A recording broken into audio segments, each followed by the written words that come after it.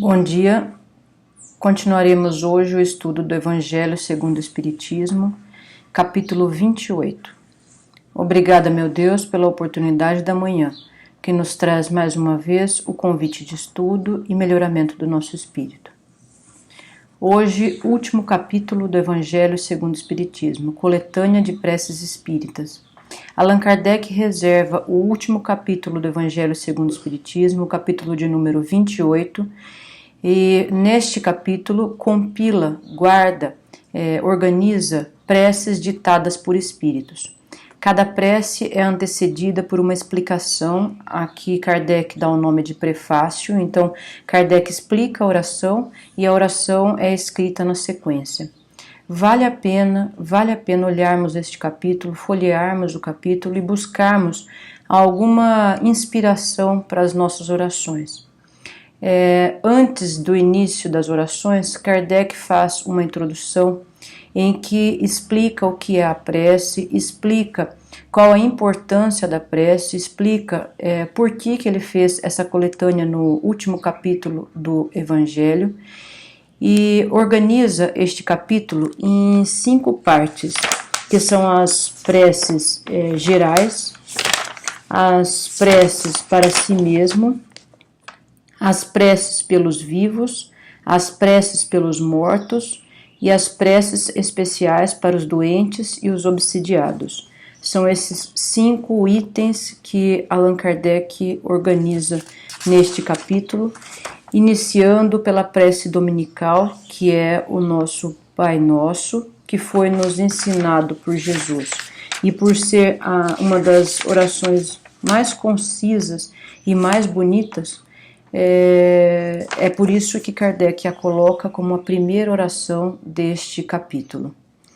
A palavra prece vem do indo-europeu perec, que significava pedir, e se pronunciava esta palavra com a mão erguida para o alto. E é isso que resume o nosso ato de orar. Mas o ato de orar não carece de posições, não carece de rituais, não carece de roupas. Kardec diz que não carece nem mesmo de forma, porque a prece é a elevação, a conversa do pensamento com Deus, a conversa do sentimento com Deus. Nesse diálogo entre o Espírito Nosso e o nosso Pai Criador, não há necessidade de forma, palavra, roupa, situação especial. A conversa com o nosso Criador é de espírito para com espírito.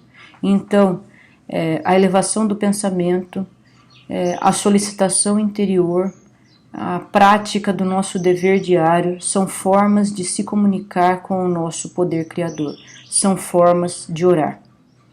Muitas vezes, paramos no nosso dia para fazer oração. Devemos fazer isso porque isso vai lembrar que precisamos estar em ligação com o nosso Criador para buscar inspiração, para melhorarmos a nossa conduta, para nos inspirarmos para a nossa prática diária.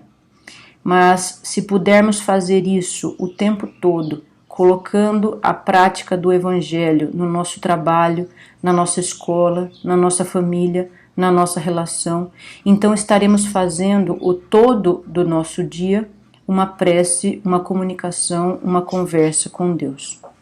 A forma, então, da oração nada vale, o pensamento é tudo. Gravem isso, a forma nada vale, o pensamento é tudo. Um bom pensamento vale mais do que muitas palavras, um pensamento que dirigimos ao Supremo Criador, ao nosso Pai Celestial, é o que vale, e muitas palavras podem nos fazer perder este pensamento sincero. São boas as preces de todos os cultos quando ditas de coração. Qualquer culto, qualquer crença, qualquer religião que dirige o seu pensamento a Deus é esse que tem valor.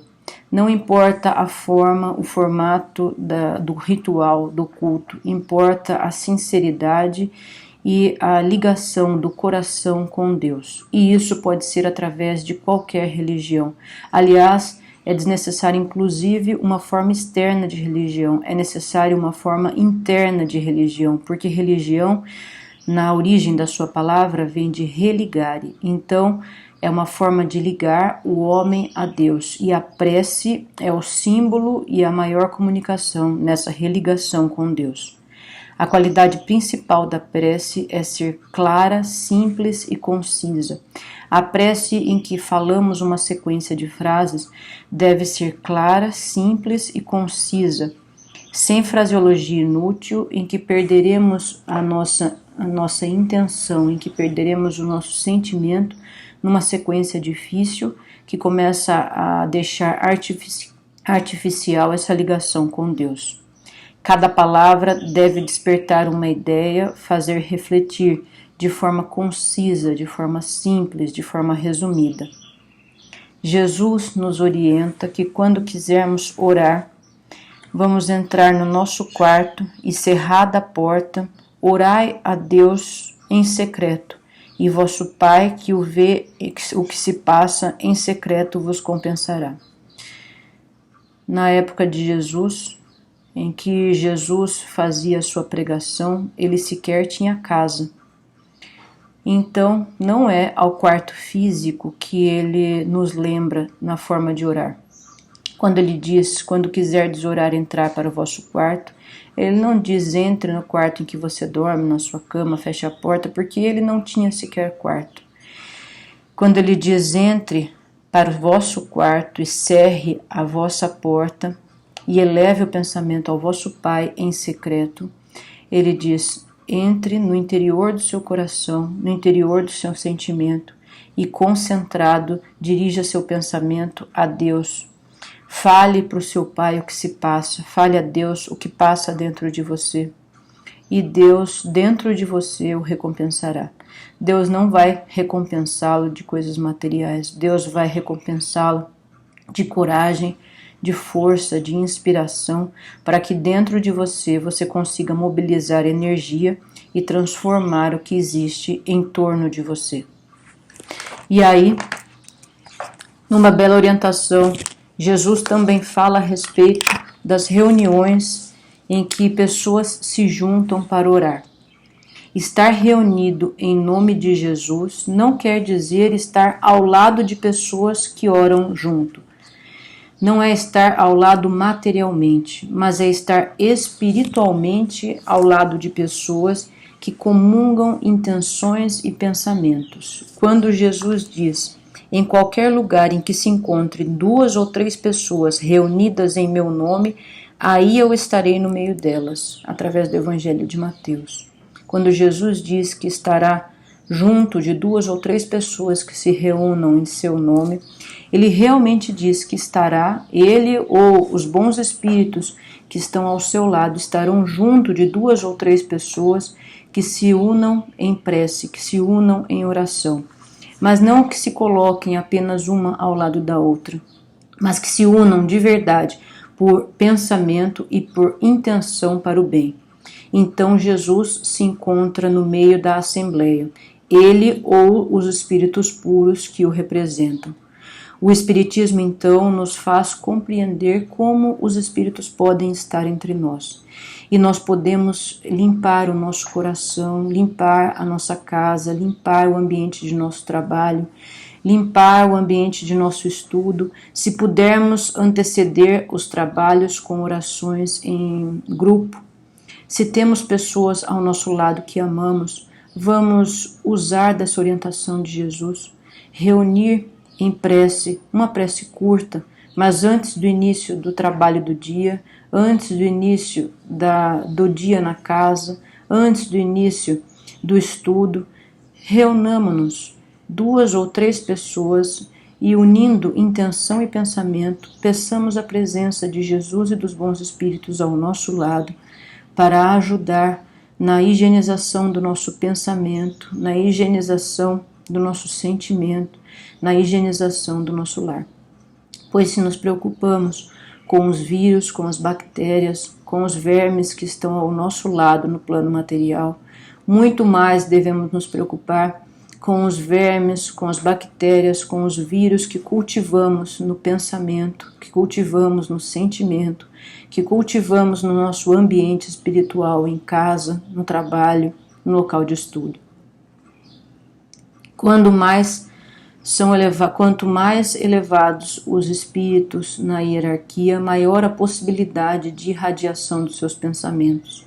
Então, na união de pessoas aqui na Terra para orar, nós teremos a presença de espíritos bons ao nosso lado.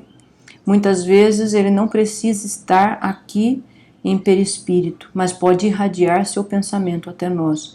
E essa irradiação vai clarear, com certeza, vai higienizar nosso ambiente mental e o ambiente em que encontramos. Por essas palavras, em qualquer lugar em que se encontrem 2 ou 3 pessoas reunidas em meu nome, aí eu estarei no meio delas. Por essas palavras, Jesus quis mostrar o efeito e a importância e o valor e a força da união e da fraternidade. Quando nós nos unimos a pessoas que amamos, nós temos uma força imensa.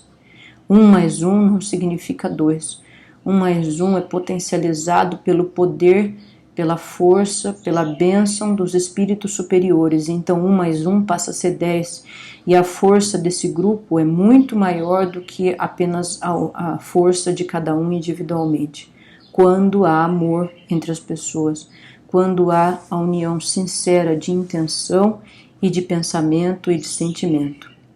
Não é o maior ou menor número que atrai Jesus, porque ele poderia ter dito 20, 30, 40 pessoas se reunindo, aí ele estará. Mas ele disse que bastam 2 que se amem ao lado, orando juntas, então ele estará entre elas.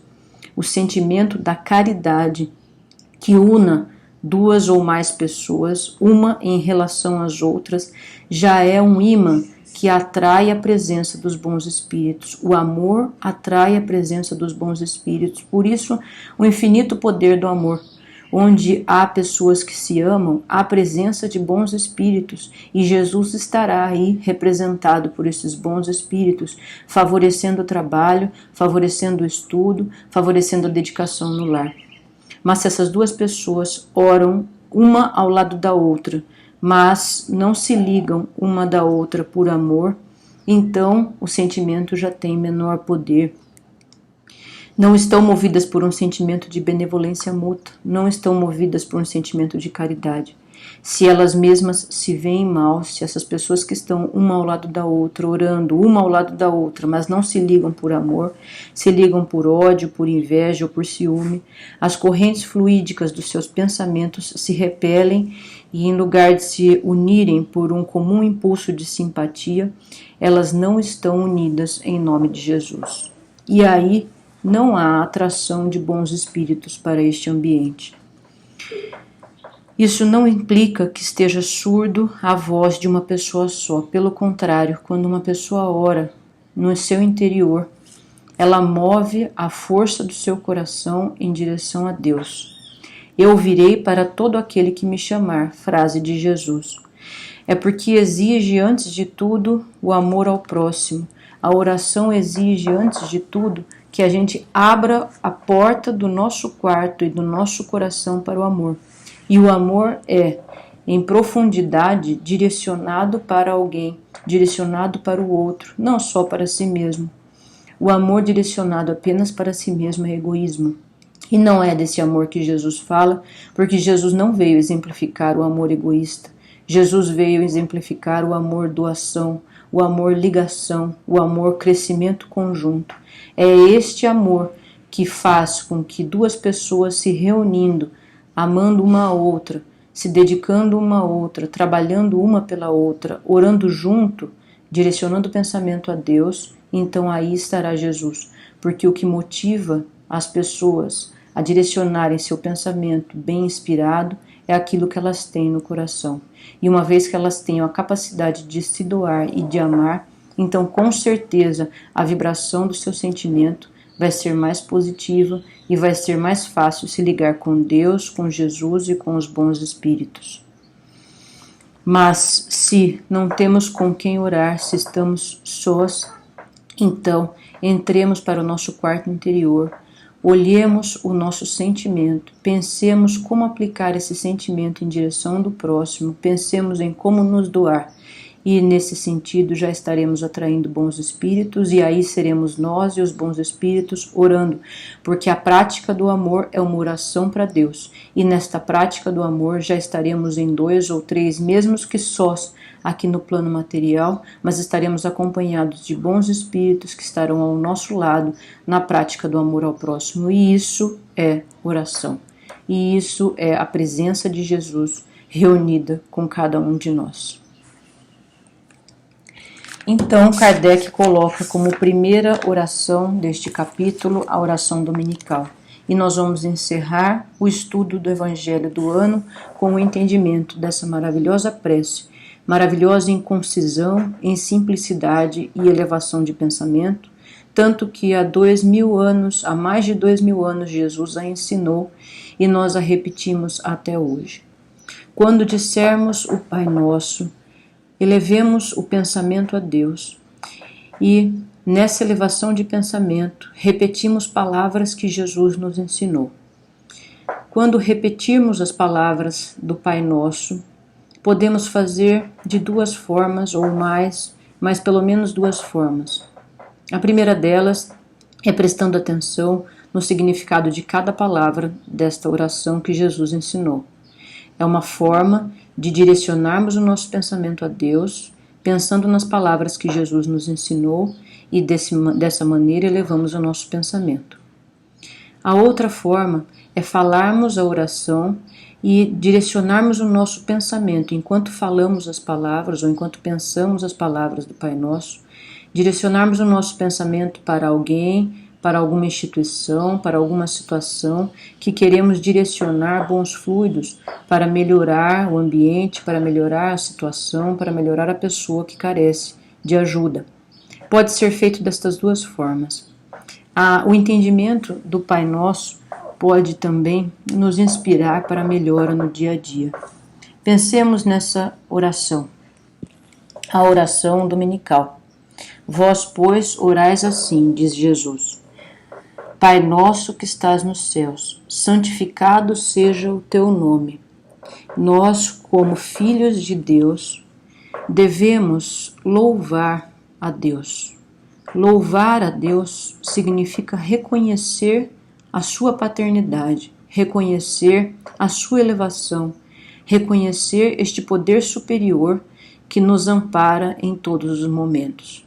E neste reconhecimento, nessa glorificação do nosso Pai, nós nos colocamos numa posição de humildade em que reconhecemos a nossa inferioridade e reconhecemos os nossos defeitos.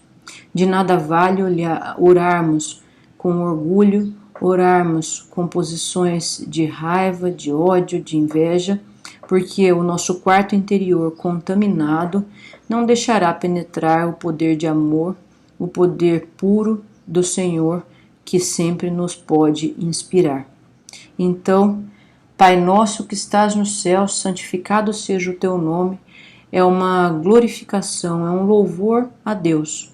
Nós nos colocamos em posição humilde para perceber o poder superior e para receber a sua orientação. Do contrário, é apenas um ouvir a si mesmo, e não é esse o objetivo da prece. O objetivo da prece é a conversa com o poder superior. Nós cremos em Ti, Senhor, que tudo revela o Teu poder e a Tua bondade. A harmonia do universo dá testemunho da sabedoria de Deus. Do verme que se arrasta no chão, aos astros que giram no céu, tudo no universo testemunha a bondade, a superioridade, a bênção de Deus. Em todas as obras da criação, desde a erva, o pequenino inseto, os astros que se movem no céu. Por toda parte, vemos a prova da solicitude paternal. Vemos a prova de que devemos dobrar os nossos joelhos e rendermos graças ao Pai. Venha a nós o vosso reino. Senhor, deste aos homens leis cheias de sabedoria e que fariam a sua felicidade se as observassem.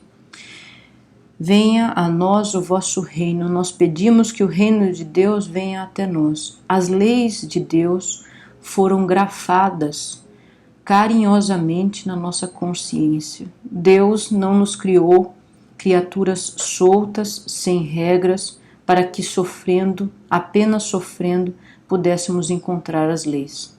Não.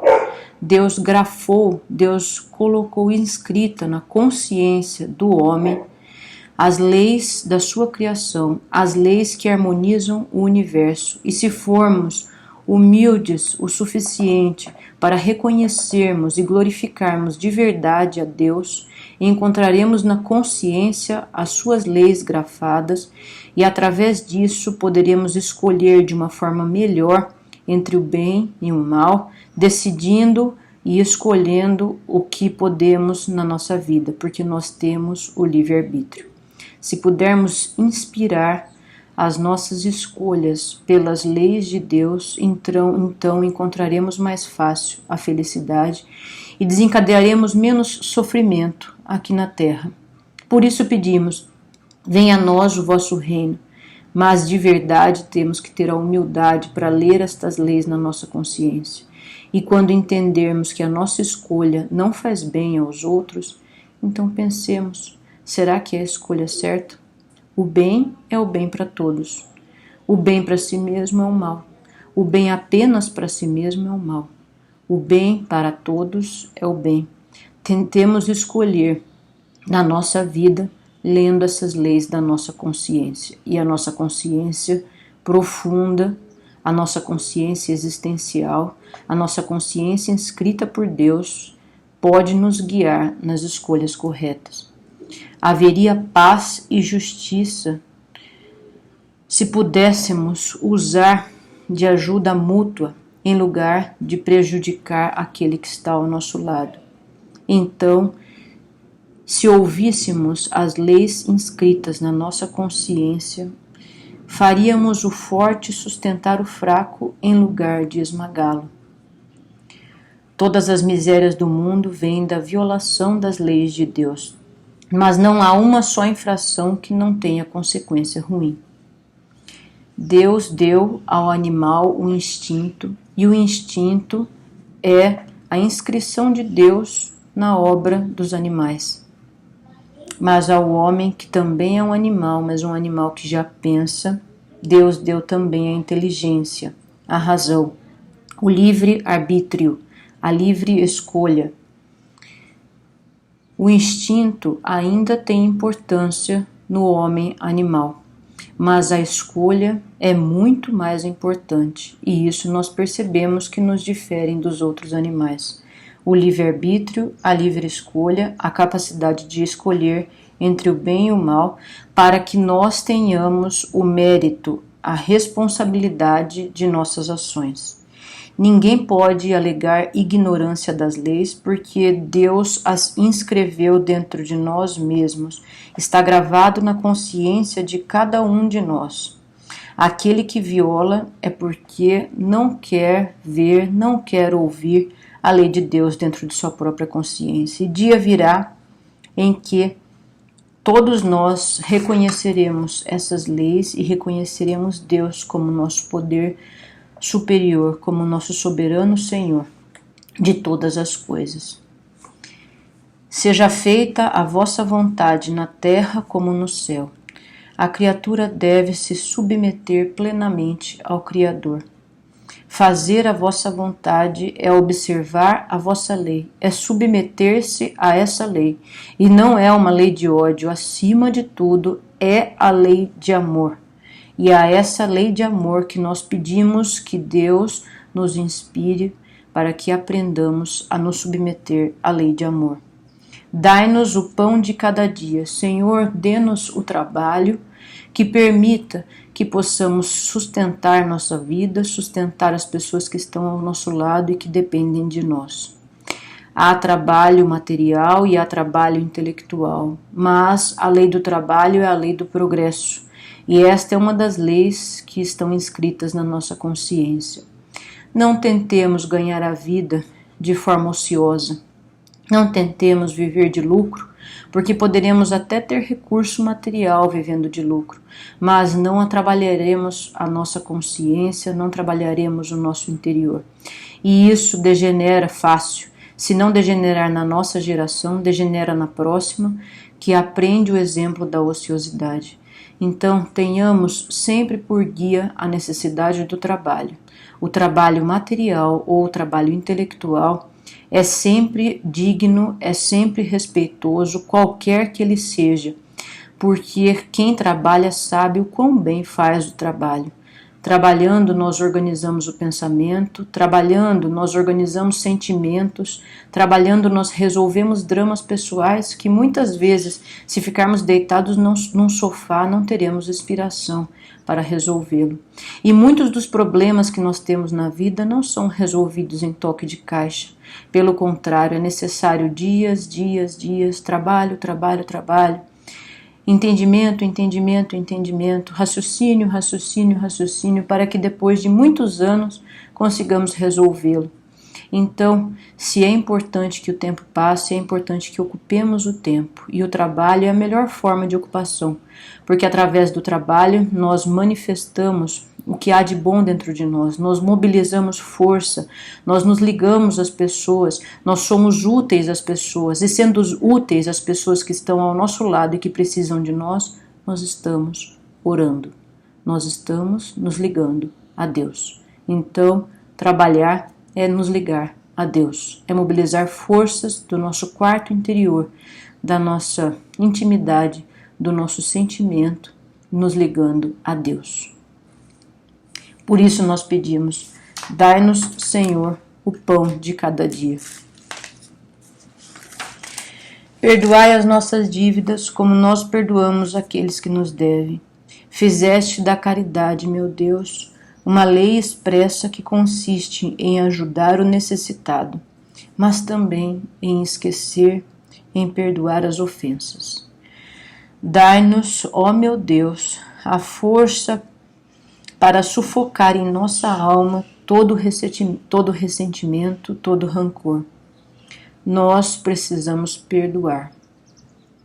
Nós precisamos nos esforçar para doar o nosso interior mais livre de impureza. E o que torna impuro o nosso interior é o sentimento contrário àquele irmão que está ao nosso lado. Então, procuremos purificar isso, entendendo que nós precisamos do perdão de Deus, que renova a cada dia oportunidade de melhora nossa.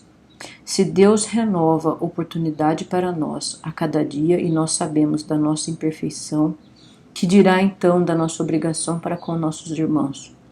Nós temos de perdoá-los. Temos de perdoá-los porque senão não alcançaremos o perdão que pedimos a Deus. Não nos abandoneis à tentação, mas livrai-nos do mal. A causa primeira do mal está em nós, e os maus espíritos aproveitam as nossas tendências viciosas para nos influenciar. Nós somos espíritos imperfeitos, encarnados, com o objetivo da melhora do nosso espírito. A causa primeira do mal está em nós mesmos, então nós não pedimos para Deus que afaste de nós a tentação, afastando os maus espíritos de nós. Não, nós pedimos em essência para que Deus nos fortaleça o interior, para que possamos arrastar de dentro do nosso coração o mal, para fora dele. Porque aí nós não teremos o mal que nos liga a espíritos ainda infelizes. Então, o trabalho de afastar, de abandonar a tentação, não é de afastar maus espíritos, não é de doutrinar espíritos maus que estejam ao nosso lado, é de doutrinar a nós mesmos, é de colocar o Evangelho de Jesus dentro do nosso coração. E aí, neste trabalho, que é o trabalho de purificação e aperfeiçoamento do nosso interior, neste trabalho, nós estaremos fortalecidos contra as tentações que existem dentro do nosso coração. Senhor, sustentai-nos em nossa fraqueza, inspirai-nos a vontade de corrigir as nossas imperfeições. O mal não é uma necessidade fatal, e ninguém é levado irresistivelmente à prática do mal, apenas para aqueles que se abandonam à sua imperfeição. e por fim, assim seja. Nós nos inclinamos diante da vossa sabedoria e do vosso amor. Senhor, nos ajude a entender a sua vontade para a nossa vida. Nos ajude a ler a nossa consciência. Nos ajude e nos inspire na limpeza interior da nossa alma. Nos fortaleça, Senhor, no trabalho de cada dia, para que possamos sair deste ano de 2020 melhores do que nele entramos, para que possamos nos dispor ao ano que inicia, 2021, mobilizemos nossas forças, Senhor, interior, para criarmos um mundo melhor dentro de nós e um mundo melhor em torno de nós. Obrigada, Senhor, somos eternamente gratos pelas dificuldades deste ano que passou. Esteja conosco, Senhor, em 2021, para que possamos criar em torno de nós a lei de amor, que é a sua lei. Fiquem com Deus.